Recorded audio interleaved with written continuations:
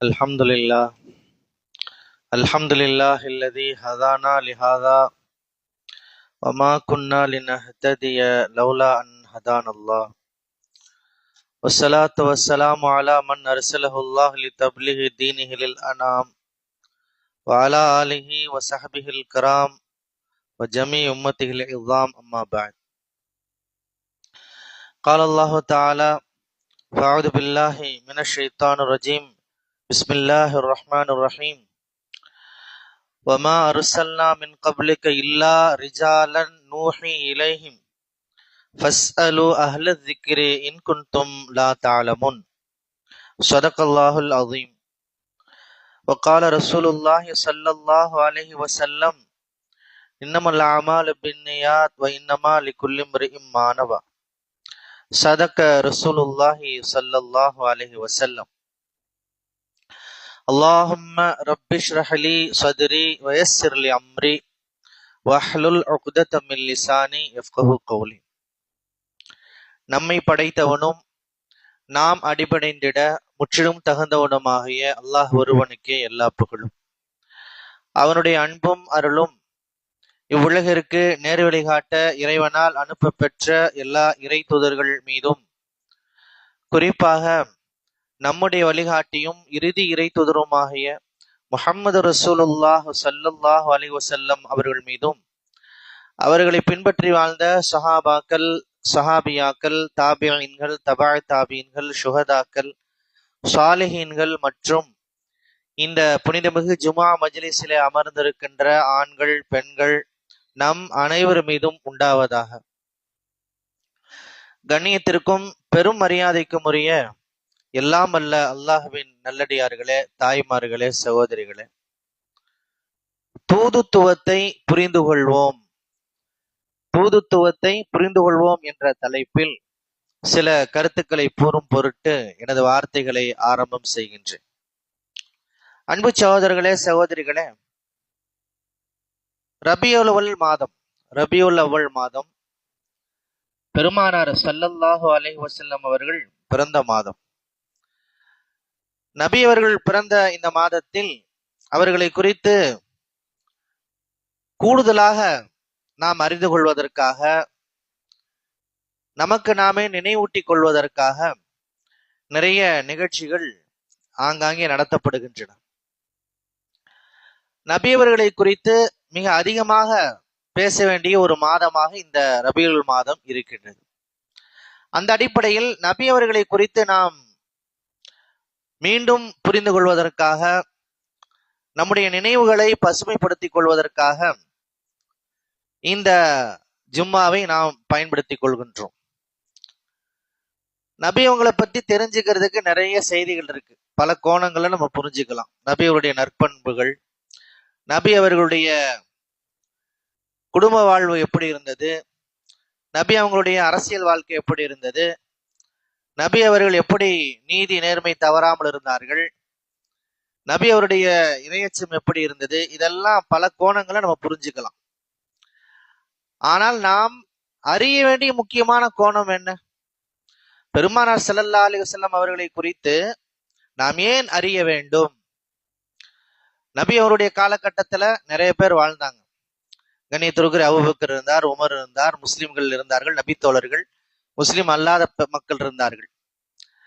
அவர்களை குறித்தெல்லாம் நாம் தெரிந்து கொள்வதில்லை. நபி அவர்களை குறித்து நாம் தெரிந்து கொள்கின்றோம். தெரிவது கட்டாயம், அதுல எந்த சந்தேகமும் கிடையாது.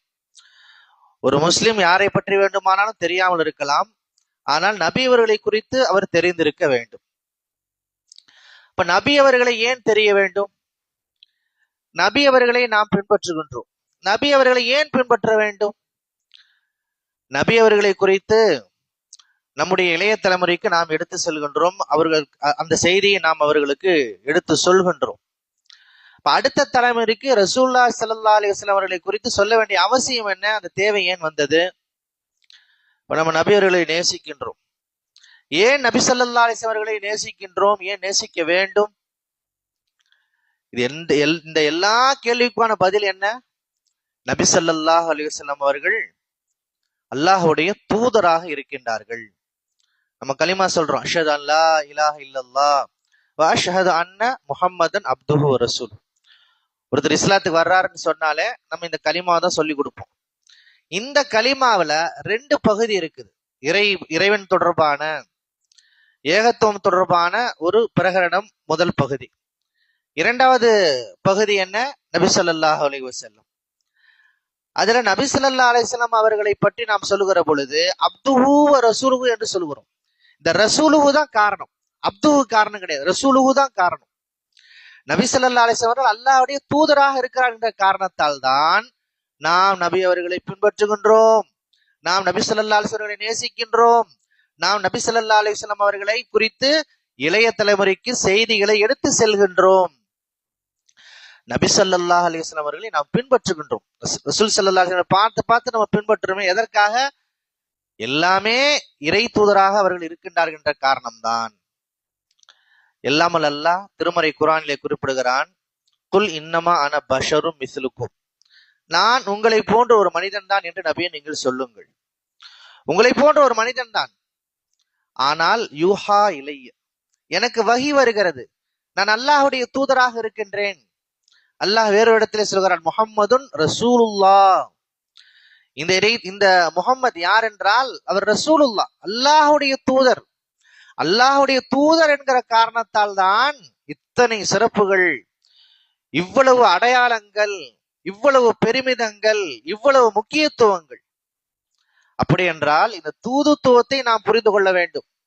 ஒரு மனிதர் தூதுத்துவத்தை புரிந்து கொள்ளாமல் நபி ஸல்லல்லாஹு அலைஹி வஸல்லம் அவர்களை உள்வாங்க முடியாது.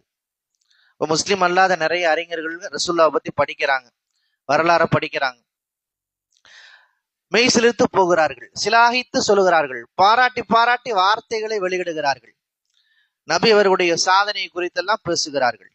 மூட நம்பிக்கையை ஒழிச்சாங்க, பெண்களுக்கு மிகப்பெரிய உரிமைகளை பெற்றுக் கொடுத்தார்கள், பெண்களுடைய அடிமை விலங்கை உடைத்தெறிந்தார்கள், மனித உரிமையை நிலைநாட்டினார்கள், நீதியை நிலைநாட்டினார்கள், அஞ்ஞான பழக்க வழக்கத்தை எல்லாம் முறியடித்தார்கள், தீண்டாமையை களைந்தார்கள், சமத்துவத்தை நிலைநாட்டினார்கள். இப்படி நிறைய சொல்வதற்கு நிறைய செய்திகள் இருக்கின்றன. அவற்றையெல்லாம் முஸ்லிம் அல்லாத பெருமக்கள், அறிஞர் பெருமக்கள் எல்லாமே சொல்றாங்க, சிலாயித்து சொல்லுகிறார்கள், பாராட்டி பாராட்டி வார்த்தைகளை வெளியிடுகின்றார்கள்.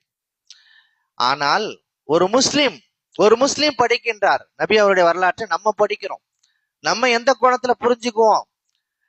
முஸ்லிம் அல்லாத அறிஞர் பெருமக்கள் அப்துஹு அதோடு நின்று விடுவார்கள். அஷ்ஹது அல்லா இலாஹ இல்லல்லாஹ் வ அஷ்ஹது அன்ன முஹம்மதன் அப்துஹு.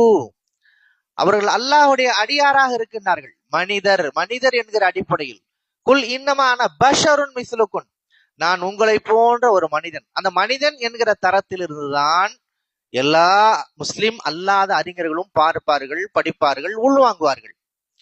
இப்ப நம்ம படிக்கிறதுக்கும் முஸ்லிம் அல்லாத மக்கள் படிக்கிறதுக்கும் பெரிய வேறுபாடு எது? அப்துஹு அல்ல, ரசூலுஹு.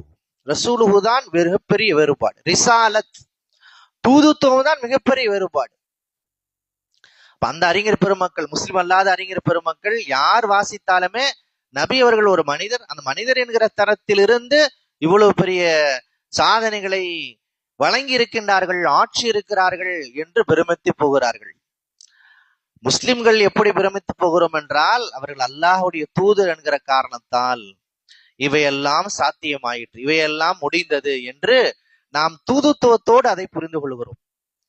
நபி ஸல்லல்லாஹு அலைஹி வஸல்லம் பெயரை சொல்லுகிற பொழுதே நாம் அவர்களுக்காக ஸலவாத் சொல்லுகின்றோம். எந்த அடிப்படையில் ஸலவாத் சொல்லுகின்றோம்? நபி ஸல்லல்லாஹு அலைஹி வஸல்லம் அவர்கள் அல்லாஹ்வுடைய தூதர். அந்த தூதுத்துவத்தை நாம் சரியாக புரிந்து கொள்ள வேண்டும். கிறிஸ்தவ பெருமக்கள் இருக்கின்றார்கள். கிறிஸ்தவ பெருமக்கள் இந்த அப்துஹுவிலே மிகப்பெரிய தவறு இழைத்தார்கள். ஆகவேதான் அது கலிமாவில் இணைக்கப்பட்டிருக்கிறது. நபி ஸல்லல்லாஹு அலைஹி வஸல்லம் அவர்கள் தூதர் அப்படின்னு சொல்லி நம்ம ஏத்துக்கணும். அதே போல அப்துஹு அதுவும் நம்ம ஏத்துக்கணும். நபி அவர்களுக்கு இந்த சிறப்புகளுக்கெல்லாம் அடிப்படை என்ன? அவர்கள் மனிதர் என்கிற காரணத்தினால்தான் இவ்வளவு சிறப்பு. மனிதர் இல்லாமல் ஒரு மலக்காக வேறு வகையாக இருந்து இந்த சிறப்புகளை செய்திருக்கிறார்கள் என்றால் அது உண்மையில் சிறப்பாக இருக்க முடியாது. ஆக மனிதராக இருந்து தூதராக இருந்து இவ்வளவு பெரிய பணிகளை ஆட்சி இருக்கிறார்கள் என்கிற பொழுதுதான் நாம் ஒரு மிகப்பெரிய பிரமிப்பை அடைகின்றோம். கிறிஸ்தவர் என்ன செய்தார்கள்?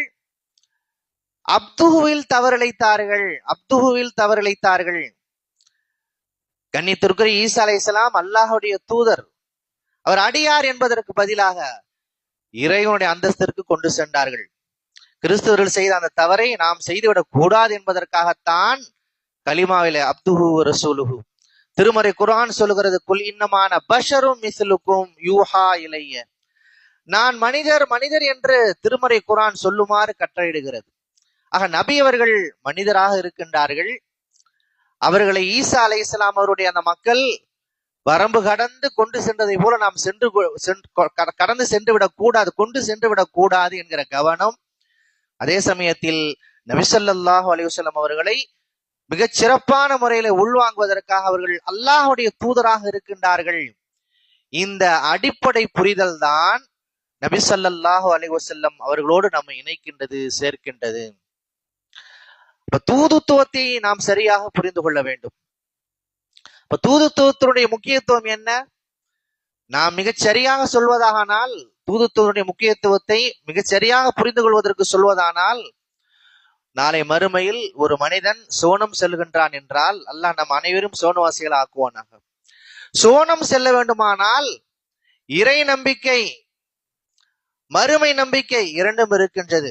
ஆனால் சோனம் எந்த அடிப்படையில் வழங்கப்படுகிறது என்றால் தூதுத்துவத்தின் அடிப்படையில் தான் வழங்கப்படுகின்றது. ஒரு மனிதர் தாய் தந்தையருடைய பெயர் தெரியவில்லை, அனாதையாக இருக்கின்றார். அத்தா பேரே தெரியல, இருக்கலாம். ஆனால் தூதருடைய பெயர் தெரியாமல் இருக்கக்கூடாது. ஒவ்வொரு சமூக மக்களுக்கும் அல்லாஹ் தூதரை அனுப்பியிருக்கின்றான். நமக்கான தூதராக முஹம்மது ஸல்லல்லாஹு அலைஹி வஸல்லம் அவர்கள் அல்லாஹ் அனுப்பியிருக்கின்றான்.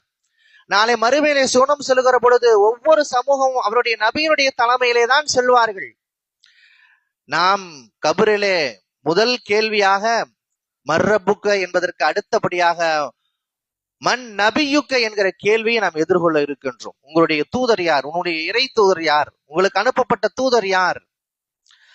தூதர் யார் என்று தெரியாமல் ஒரு சமூகம் இருக்க முடியாது, ஒரு மனிதன் இருக்க முடியாது. நமக்கான தூதர் யார் என்பதை நாம் தெரிந்திருக்க வேண்டும். நமக்கான தூதராக முஹம்மது ஸல்லல்லாஹு அலைஹி வஸல்லம் அவர்கள் இருக்கின்றார்கள். தூதுத்துவத்தினுடைய முக்கியத்துவம் என்ன?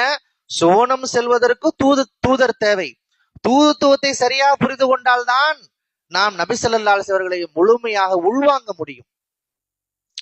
பெருமானார் ஸல்லல்லாஹு அலைஹி வஸல்லம் அவர்கள் அல்லாஹுடைய தூதராக இருக்கின்றார்கள் என்றால் அல்லாஹ்வால் அவர்கள் தூதராக தேர்வு செய்யப்பட்டிருக்கிறார்கள். நம்ம நபித்துவம் சொல்றோம், நபி பட்டம் ரசூலுல்லாஹ்வுக்கு 40வது வயசுல கிடைச்சிச்சுன்னு சொல்றோம். அந்த நபி பட்டம் என்ன? அதுதான் தூதுத்துவம். குல் இன்னமான பஷரு மிஸ்லுக்கும் யூஹா இலைய. எனக்கு வஹி அறிவிக்கப்படுகிறது. அல்லாஹுடைய வஹியை வழங்குவதற்கு அல்லாஹ்வால் தேர்வு செய்யப்பட்டவர்கள் தான் முஹம்மது ஸல்லல்லாஹு அலைஹி வஸல்லம். அல்லாஹ்வால் தேர்வு செய்யப்பட்டிருக்கிறார்கள். அல்லாஹ் சொல்லுகின்றான், ذَلِكَ فَضْلُ اللَّهِ يُؤْتِيهِ مَن يَشَاءُ. ذَلِكَ فَضْلُ اللَّهِ, அது அல்லாஹ்வுடைய மிகப்பெரிய அருள் என்று சொல்கின்றான்.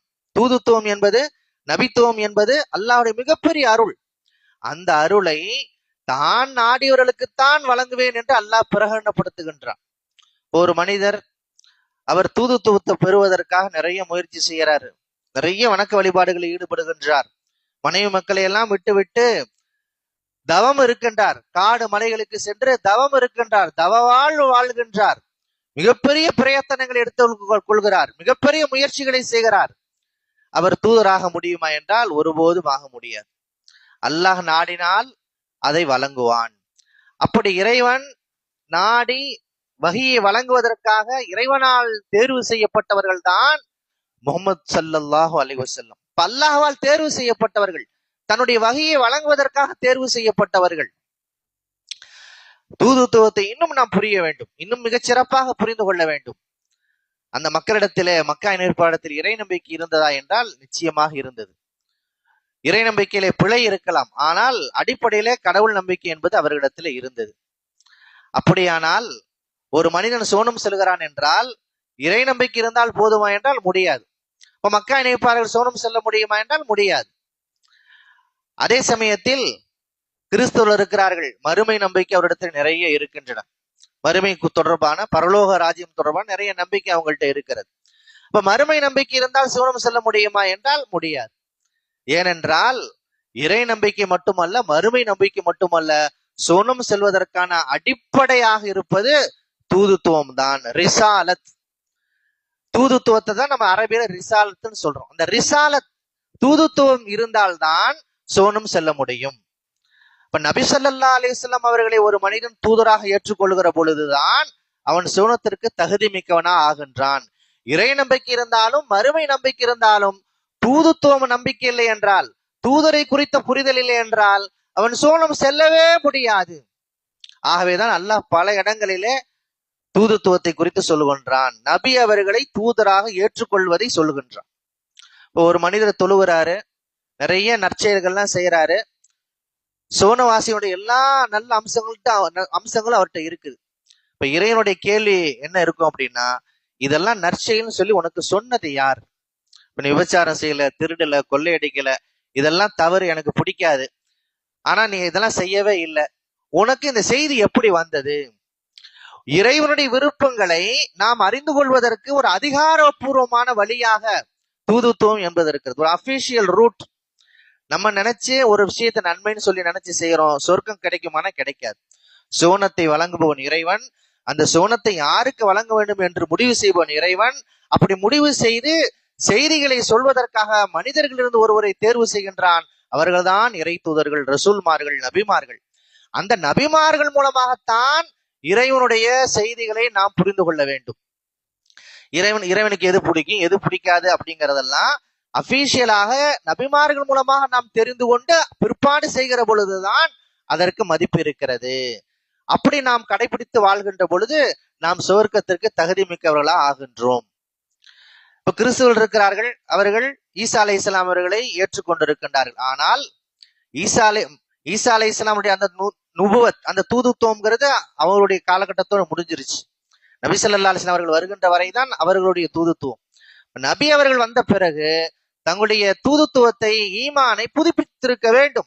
அப்படி புதுப்பிக்காத காரணத்தால் மறுமை சிந்தனை அவரிடத்துல இருந்தாலும், இறை நம்பிக்கை அவரிடத்துல இருந்தாலும், இந்த தூதுத்துவத்திலே பழுது ஏற்பட்ட காரணத்தால் அவர்கள் சோனம் செல்ல முடியாது. ஆக நமக்கான தூதராக முஹம்மது ஸல்லல்லாஹு அலைஹி வஸல்லம் அவர்கள் இருக்கின்றார்கள். அப்ப தூதுத்துவம் என்பது என்ன? வஹி. அந்த வஹியை நாம் மிக சிறப்பாக புரிந்து கொள்ள வேண்டும். வஹியை நம்ம புரியணும் அப்படின்னா இந்த உலகத்தினுடைய அமைப்பை நாம் புரிந்து கொள்ள வேண்டும்.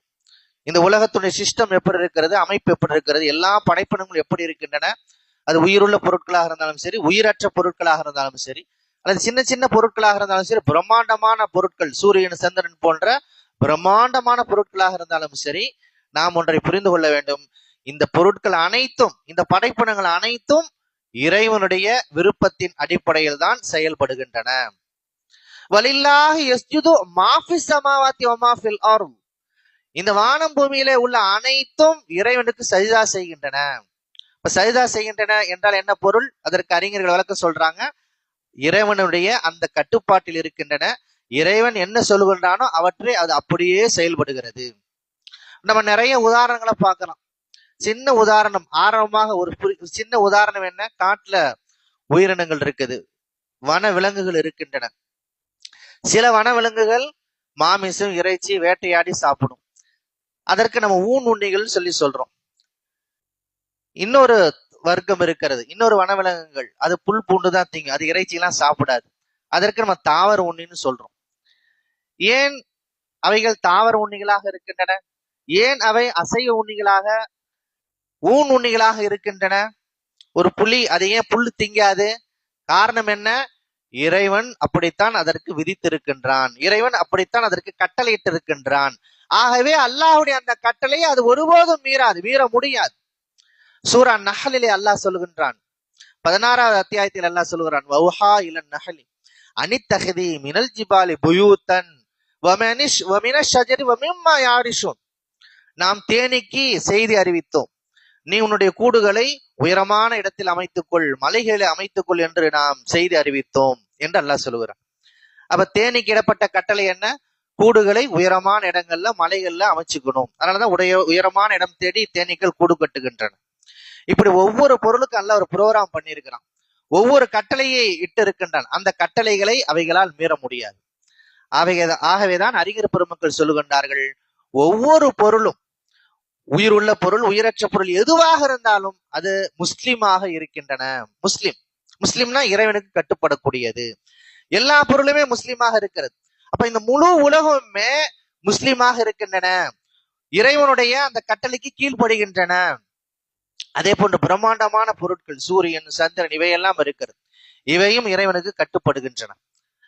நம்முடைய பூமி இருக்குது, அது சூரியனை சுத்திக்கிட்டே வருது. 365 நாள் ஆகின்றது. ஒரு வருடத்திற்கு 365 நாள் பிளஸ் 1/4 நாள் ஆகுது. கொஞ்சம் வேகமா சூரியனை சுற்றி ஒரு 200 நாளா குறைச்சிக்குதானா இல்ல. கொஞ்சம் மெதுவாக சுற்றி ஒரு 400 நாள் 500 நாளா எடுத்துக்குதானா இல்ல. காரணம் என்ன? இறைவன் அதற்கு அப்படித்தான் கட்டளையிட்டு இருக்கின்றான். ஆகவே அது கூடுதல் குறைவில்லாமல் சுற்றி கொண்டே இருக்கிறது. இதே மாதிரிதான் ஒவ்வொரு கோள்களும் சூரியனை சுற்றி கொண்டிருக்கின்றன. இந்த சூரிய குடும்பம் அனைத்தும் சேர்ந்து பால்வெளி மண்டலத்தை சுற்றி கொண்டே இருக்கிறது. இப்ப பிரம்மாண்டமான எல்லா படைப்பினங்களும் இறைவனுக்கு கட்டுப்பட்டு அவற்றுக்கு அல்லாஹ் என்ன வழிமுறையை வகுத்து தந்திருக்கிறானோ அதை அப்படியே அது செயல்படுத்துகிறது. அல்லாஹ் சொல்கிறான், குல்லுன் ஃபீ ஃபலக்கி யஸ்பஹூன், ஒவ்வொன்றும் அதனுடைய பாதையில் சுற்றி கொண்டிருக்கின்றன என்று அல்லாஹ் சொல்கின்றான். அப்ப எல்லா பொருளுமே முஸ்லீமா இருக்கிறது. சூரியன் முஸ்லிம், சந்திரன் முஸ்லிம், கடல் முஸ்லிம், மலைகள் முஸ்லிம், எல்லாமே முஸ்லீமாக இருக்கிறது. எல்லாமே இறைவனுக்கு கட்டுப்படுகிறது. இங்கேதான் மற்றொன்றை நாம் புரிந்து கொள்ள வேண்டும். 2 வகையான படைப்பினங்களை அல்லாஹ் படைத்திருக்கின்றான். இறைவனுக்கு மாறு செய்யாத, சுய அதிகாரம் இல்லாத படைப்பினங்கள். இப்ப சொன்னது பூராமே நிர்பந்தமாக சுய அதிகாரம் இல்லாமல் இறைவனுக்கு கட்டுப்பட்டு கொண்டே இருக்கின்றன. 2வது படைப்பினங்கள் இருக்கின்றன, இறைவன் அவற்றிற்கு அதிகாரம் வழங்கி இருக்கின்றான், சுய விருப்பத்தை வழங்கி இருக்கின்றான். அப்படி சுய விருப்பம் வழங்கப்பட்ட படைப்பினங்களாக 2ஐ அல்லாஹ் திருமறை குர்ஆனில் சொல்கிறான். ஜின் இனத்தை சொல்கிறான், மனித இனத்தை சொல்கின்றான். இப்ப மனிதர்களுக்கும் ஜின்னுக்கும் சுய அதிகாரம் இருக்கின்றது, சுய விருப்பம் இருக்கின்றது. நாம் விரும்பினால் இறைவனுக்கு கட்டுப்படலாம், நாம் விரும்பாவிட்டால் இறைவனுக்கு கட்டுப்பட வேண்டும் என்கின்ற அவசியம் இல்லை. நம்ம விரும்பணும் அப்படின்னா காலையில ஃபஜ்ர் தொழுகைக்கு எந்திரிச்சு வர்றோம். நம்ம விரும்பல அப்படின்னா தொழுகைக்கு வர்றதில்லை. நாம் விரும்பினால் கொடுக்கல் வாங்கி நாம் நேர்மையாக நடந்து கொள்கின்றோம். நாம் விரும்பாவிட்டால் அப்படி நடப்பது கிடையாது. நாம் விரும்பினால் பாவங்கள் செய்கின்றோம், நாம் விரும்பாவிட்டால் பாவங்களிலிருந்து தவிர்த்து கொள்கின்றோம். நமக்கு சுய அதிகாரம் வழங்கப்பட்டிருக்கிறது. இப்ப வானவர்களுக்கு அந்த சுய அதிகாரம் கிடையாது. அவர்கள் இறைவனுக்கு கீழ்ப்படித்தே தீர வேண்டும். அவர்கள் வேற எந்த ஆப்ஷனுமே கிடையாது. அவர்களால் மாறு செய்வதை பற்றி யோசிக்க கூட முடியாது. இறைவன் என்ன சொன்னானோ அதை அப்படியே செயல்படுத்தக்கூடிய புரோகிராம் அவங்களுக்கு செய்யப்பட்டிருக்கிறது. ஆனா மனிதர்களுக்கு அப்படி கிடையாது. அதே சமயத்தில் முழு படைப்பினங்களுமே, மனிதன் அல்லாத ஜின் அல்லாத எல்லா படைப்பினங்களுமே இறைவனுக்கு கட்டுப்பட்டு முஸ்லீமாக இருக்கிற பொழுது மனிதனுக்கு மட்டும் இந்த ஒரு சுய அதிகாரம் வழங்கப்பட்டிருக்கிறது. இப்ப இறைவன் என்ன விரும்புறான் அப்படின்னா, அவையெல்லாம் எல்லா பொருட்களுமே இறைவனுக்கு நிர்பந்தமாக கட்டுப்படுகின்றன. மனிதர்களை நீங்கள் விரும்பி எனக்கு கட்டுப்படுங்கள், நீங்கள் விரும்பி எனக்கு முஸ்லீமாக ஆகுங்கள், என்னுடைய வழிகாட்டுதலை நான் உங்களுக்கு வழங்குகின்றேன். எனக்கு எது பிடிக்கும் எது பிடிக்காது, இது எது செஞ்சா நீங்க சொர்க்கத்துக்கு போவீங்க, எது செய்தால் நீங்க நரகம் செல்வீர்கள், எது செய்தால் நீங்கள் பரிசுக்கு உரித்தானவர்கள் ஆகுவீர்கள், எதை செய்தால் நீங்கள் தண்டனைக்கு உரித்தானவர்கள் ஆகுவீர்கள் என்கின்ற அந்த வழிகாட்டுதலை நான் உங்களுக்கு வழங்குகின்றேன். அதை நீங்கள் விரும்பி கட்டுப்பட்டு நடந்தீர்களானால், இப்ப எல்லா அந்த சிஸ்டம் இருக்க எல்லாமே இறைவனுக்கு கட்டுப்படுது இல்லையா, அந்த சிஸ்டத்தோடு ஒன்றாக நம்ம மிங்கிள் ஆயிடுவோம், நாம் ஐக்கியமாகி விடுவோம். நாம் இறைவனுக்கு கட்டுப்பட்டால் அது இயற்கைக்கு தோதுவாக மாறிவிடுகிறோம் என்று பொருள். நாம் இறைவனுக்கு கட்டுப்பட்டால் இந்த எல்லா அம்சங்களுக்கும் நாம் ஒத்து போகிறோம் என்று பொருள். எல்லாரும் போய்கிட்டு இருக்க பாதையே நம்மளும் போறோம்னு அர்த்தம். முஸ்லீமாக இருந்தால், நாம் விரும்பி முஸ்லீமாக இல்லாவிட்டால் அல்லாஹ் காப்பாற்ற வேண்டும், இந்த முழு சிஸ்டத்திற்கு எதிராக நாம் நடக்கின்றோம் என்று பொருள். எல்லா பொருளும் முஸ்லீமா இருக்கு, நம்ம மட்டும் முஸ்லீமாக இல்லை. சூரியன் முஸ்லீமா இருக்கிறது, காற்று முஸ்லீமா இருக்கிறது, எல்லோரும் முஸ்லீமாக இருக்கிறார்கள், எல்லா பொருளும் முஸ்லீமாக இருக்கின்றன. ஆனால் நான் முஸ்லீமாக இல்லை. இப்பொழுது இறைவன் தன்னுடைய வழிகாட்டுதலை வழங்குவதற்காக இப்ப 3 ஆப்ஷன் இருக்குது. இப்ப இறைவனுடைய விருப்பங்கள் என்ன நமக்கு எப்படி தெரியும்?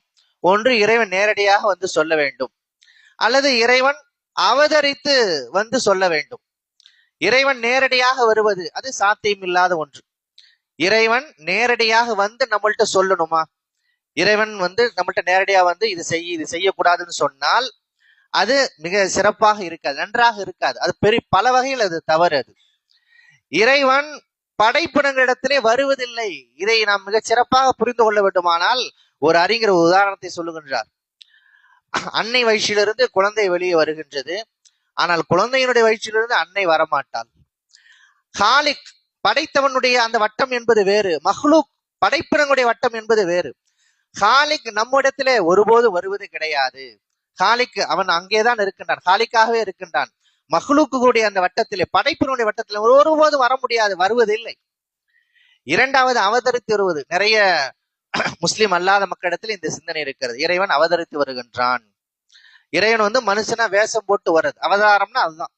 கிறிஸ்தவர்களும் அதைத்தான் நம்புகின்றார்கள். இறைவன் இயேசுடைய உருவத்திலே, ஈசா அலைஹிஸ்ஸலாம் உருவத்திலே வந்திருக்கின்றார், அவதரித்திருக்கிறார் என்று நம்புகின்றார்கள். இந்த அவதரித்தலும் அது மிகப்பெரிய பிழையாக இருக்கிறது. இறைவனுடைய மாண்பிற்கு, இறைவனுடைய தன்மைக்கு ஊறு தரக்கூடியதாக இருக்கிறது, குறையை ஏற்படுத்தக்கூடியதாக இருக்கிறது. இந்த இரண்டு அல்லாத மூன்றாவது வழியைத்தான் அல்லாஹ் தேர்ந்தெடுக்கின்றான். அல்லாஹ் தன்னுடைய செய்திகளை சொல்வதற்காக, தன்னுடைய விருப்பங்களை சொல்வதற்காக நம்மிலிருந்து ஒரு மனிதரை தூதராக அனுப்புகின்றான். தூதராக அனுப்புவது என்றால் அவர்களுக்கு செய்தியை சொல்லி அந்த செய்திகளை எல்லாம் அவருக்கு போதித்த பிறகு அவர்கள் மக்களிடத்திலே சொல்லுவார்கள், மக்களிடத்திலே அவர்கள் வாழ்ந்து காட்டுவார்கள். இந்த முறையைத்தான் நாம் தூதுத்துவம் என்று சொல்கிறோம். இந்த முறைதான் ரிசாலத் என்று சொல்லப்படுகின்றது. ஒரு அரசர் இன்னொரு அரசருக்கு செய்தியை சொல்ல நினைக்கிறாரு, தூதர்களை செலக்ட் பண்ணுவார். அந்த தூதர்கள் மூலமாக அரசரை நேரடியா போக மாட்டார். ஒவ்வொரு நாட்டுக்கும் அரசரை போய் தபால் கொடுக்க மாட்டார்.